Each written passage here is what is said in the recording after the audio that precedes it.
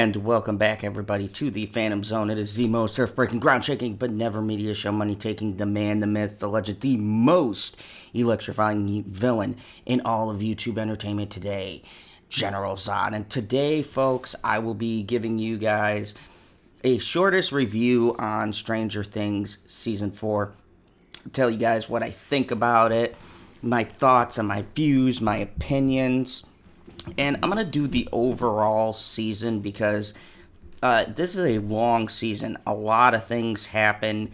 There is some important things to focus on and then some not so important things to focus on.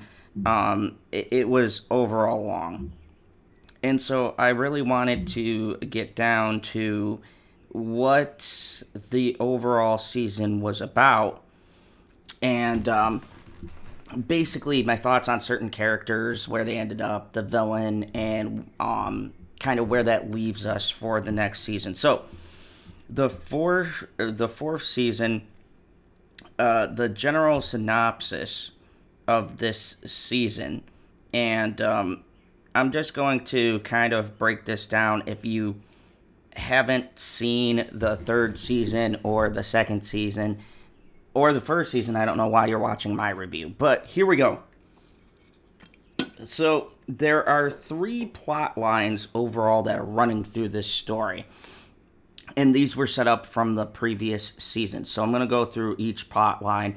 At the end, I'll tell you which ones worked for me, which ones didn't. I'll go over the characters and all that. But the first plot line takes place in Hawkins, where several teenagers are being killed in mysterious ways. It features Dustin, Max, Lucas, and Erica, Steve, Nancy, Robin, Eddie, the leader of the Hellfire Club, which is a Dungeons and Dragons groups, and he's friends with Dustin. Eddie becomes the prime suspect in these mysterious murders and is hunted down by Jason, a member of the basketball team who believes Eddie killed Jason's girlfriend, Chrissy, who's the first victim, using a satanic ritual and satanic powers. Dustin and his friends investigate and discover the murders are being carried out by a powerful being from the Upside Down, an entity who is called Vecna. The second plot line involves Mike Wheeler visiting Eleven and Will and Jonathan at their new home in California due to the events in Hawkins and the imminent danger to her friends. Eleven goes with Dr. Martin Brenner and Sam Owens to a secret facility to help regain her powers that she lost in the previous season, fighting the giant version of the Mind Flayer. Mike, Will, Jonathan, and Jonathan's friend Argyle try to track Eleven down. And the third and final plot line involves Joyce and Hopper, who is found out to be alive, and they go to Russia, to a gulag, to try to help Hopper escape from prison, where they're being forced to fight demogorgons that have been captured. So that's pretty much the 3 major story lines that are going on that were kind of set up from season 3. So what do I think? Well, this is really hard to rate altogether. I think the stories come along pretty well. I'll go through each plot line, tell you what I think. The first one is the most compelling. There's a mysterious entity that's killing teens, Nightmare on Elm Street style. He forces them into hallucinations and visions. I think they got like 3 days or 7 days? It was some kind of time period to live. And then they keep on seeing horrible things they're guilty about, and then he kills them.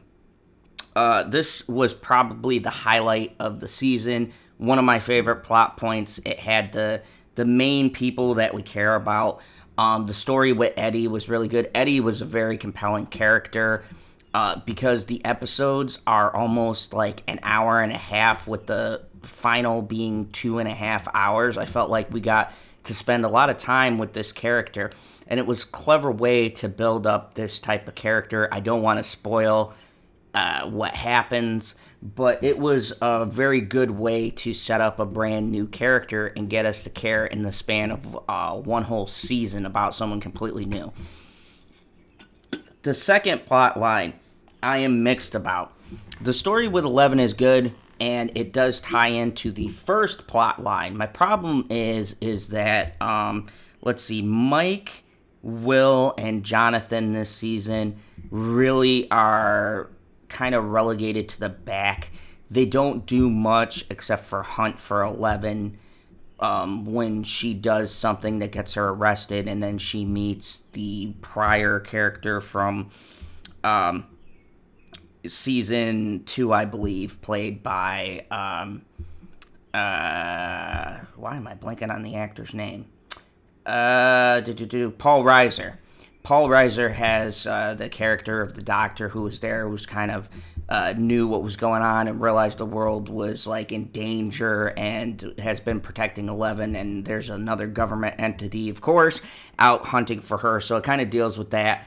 The second to the last episode is really the action portion of this whole plot line, but the rest of it is kind of generic and boring. And my least favorite plot line, unfortunately, involves Joyce and Jim Hopper. Winona Ryder and David Harbour have felt like afterthoughts in these later seasons, and this continues again with they're both tremendous actors, but in this plot line, I feel like they're not given very much to do.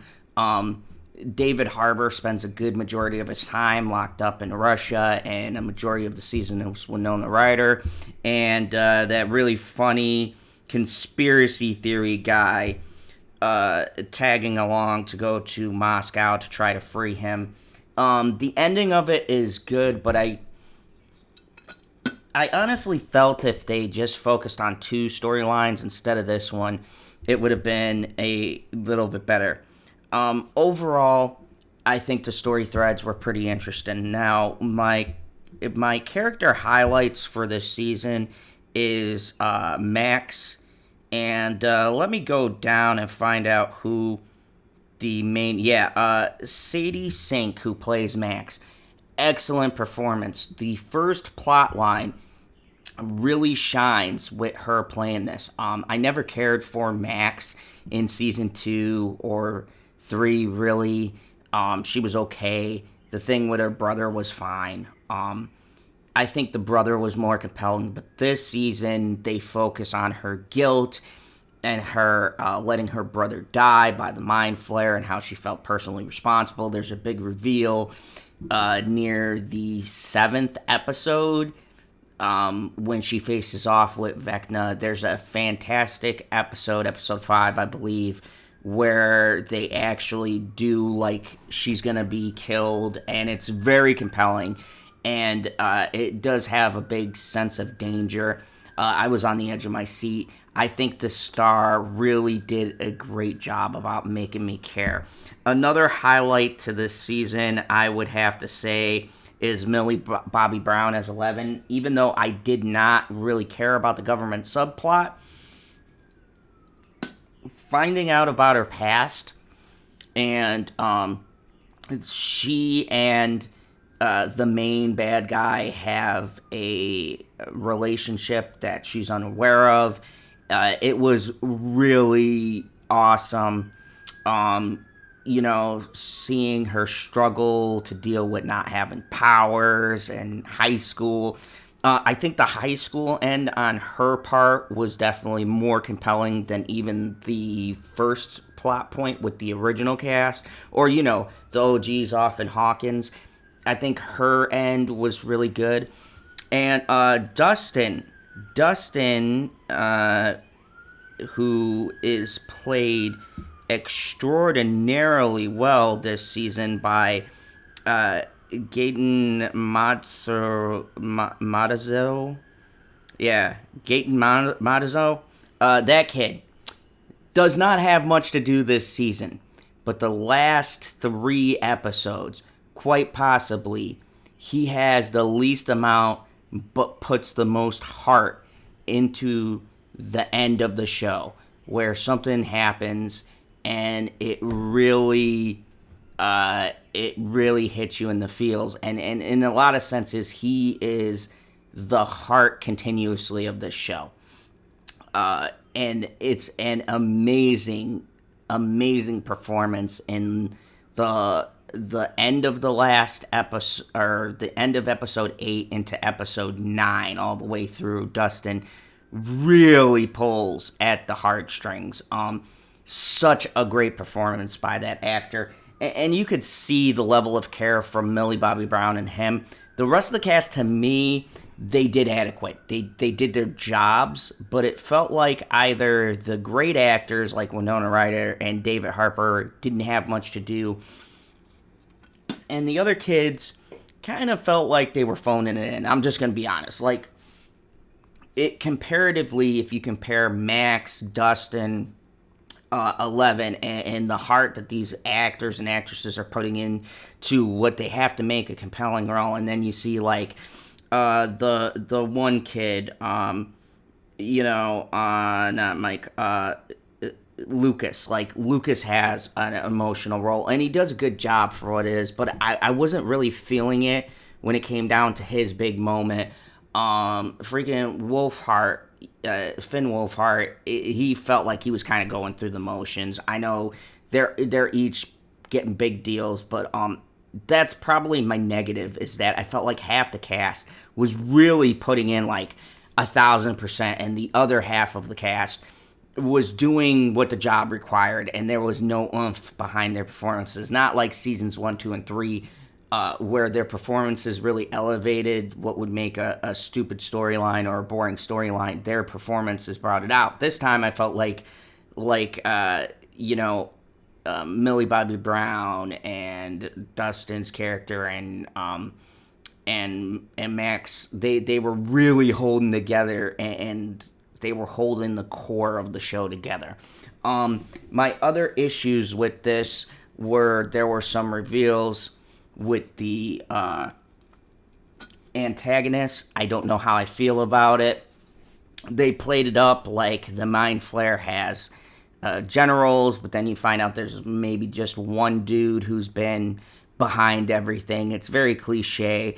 I'm hoping that that's not the case, that there is something more mysterious. I see the Mind Flayer as sort of this being that can't be quantified, right? It's just this giant looming threat, right? Like a Lovecraft kind of horror thing. So I don't know how I feel about that, but overall, Vecna as a bad guy is terrifying. The first episode basically, like, hooks you like, holy shit, this guy is a legitimate threat. Even if he's just, like, being controlled by something else, you have a feeling like this thing could murder anyone at any time. And I think the show, this season in particular, gets back to what made the first season so loved and terrifying at the same time. There's a lot of questions. I never once felt like anyone was safe, which was cool.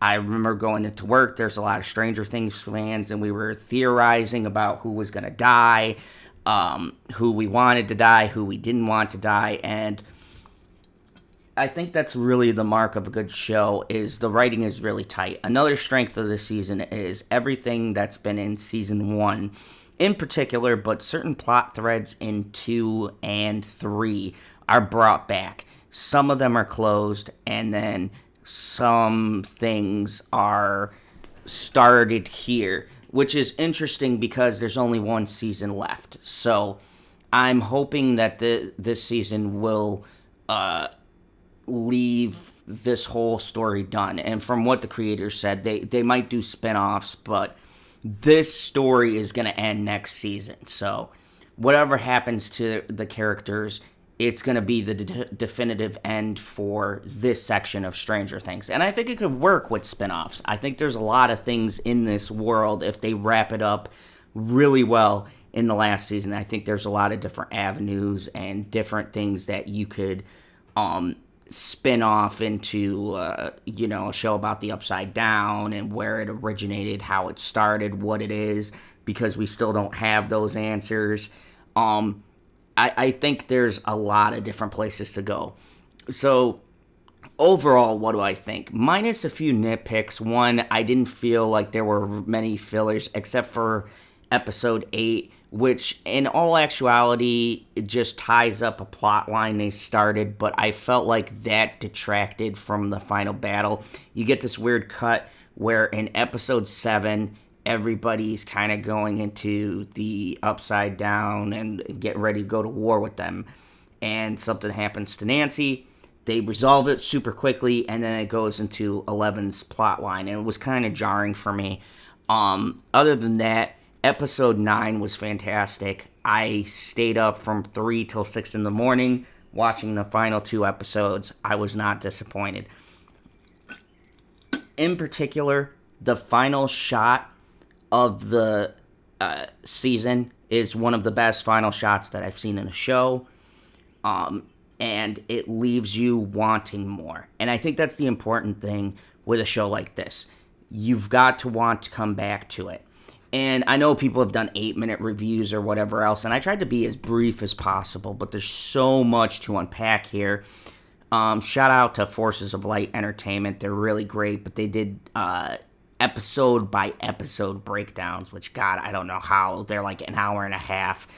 The last one's like 2.5 hours, so go check it out. They get really in-depth over there. But for me, my overall brief view is that this was enjoyable.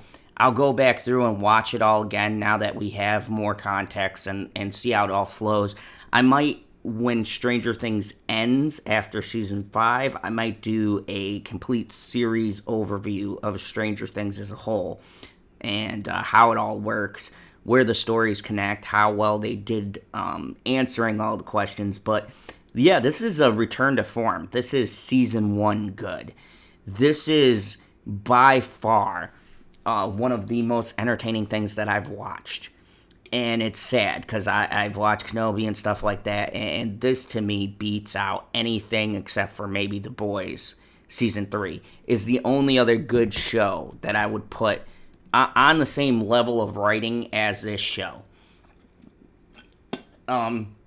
It's like watching a master craft a show versus amateurs who think that they're good at crafting shows.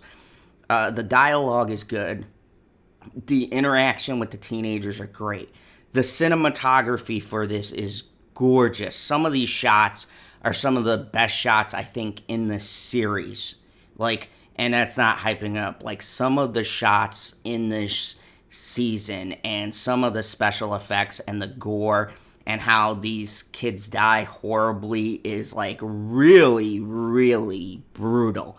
And there's not that much violence this season, but when there is, it is like an 11. Like, you're like, oh, God, that person is dead. Like, the first 3 episodes, 3 people die. Like, boom, boom, boom, right in a row. Then it kind of slows down, and then a whole family gets wiped out, and then a bunch of government agents get, like, fucked up. It's some great watching, and the story is so interesting and the mystery is so intriguing that you don't need a bunch of violence. You're really trying to figure out who's Vecna, what's his end game, and what's going on. Is everybody going to be reunited? And I think once everything comes together, you're left in a place where you're like, holy shit, what does this mean going forward? And they said they're going to do a time jump to like a year later for the next season. So if this is done right and they use the time jump right, we're going to have our characters in a different spot and get to the ending and then watch it and go, well, how is that going to work? Because the end of it and the final shot is so bleak. And this is the first season where the heroes win, but not really. It's left in a very dark, bleak place. And I'll be interested. I'll be there for season 5. So in the comments below, let me know. What did you think of Stranger Things season 4, volumes 1 and 2? Let me know. Did you like it? Did you not like it? Were there some things that bothered you? Were you surprised by particular people who won't be in the next season? I don't want to spoil anything, but there is one person left in a really bad spot, and of course somebody dies. So in the comments below, let me know, what did you think of the season overall, and are you looking forward to Stranger Things, the final season, season 5? Thank you everybody for watching, and as always, remember the only rule here in the Upside Down: kneel before General Zod.